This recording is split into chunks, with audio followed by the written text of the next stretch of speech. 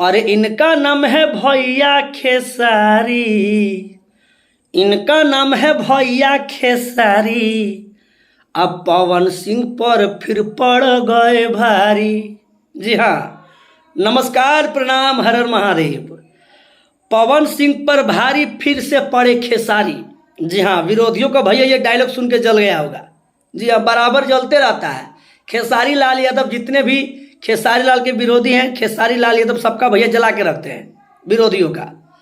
अब 4 दिन पहले पवन सिंह का भैया को फिल्म का ट्रेलर रिलीज किया गया, हमारा स्वाभिमान। अब गाना भैया जबरदस्त रिकॉर्ड बनाया। 4 दिन में 6,29,000 व्यूज और लाइक 46,000। हमारे स्क्रीन पे ये फोटो देख लीजिए भैया, ये फटा हुआ देख के ये प्रूफ है। बहुत सारे विरोधियों को भैया जल रहा है, वीडियो को देख करके जल रहा क्या? ना जल रहा, जल के भी घंटा कुछ कबाड़ नहीं पाएगा। और जे कमेंट में दी गारी वो अपन बहन की इज्जत खुदे उतारी। आपको बता दें, 4 दिन पहले पवन सिंह का स्वाभिमान फिल्म का ट्रेलर आया और आज खेसारी लाल यादव का भैया बोल राधा बोल फिल्म का ट्रेलर आया। 12 घंटा में 1.3 मिलियन व्यूज और 96,000 लाइक कि 90,000 लाइक है, जो भी है हमारे स्क्रीन पे देख लीजिए भैया।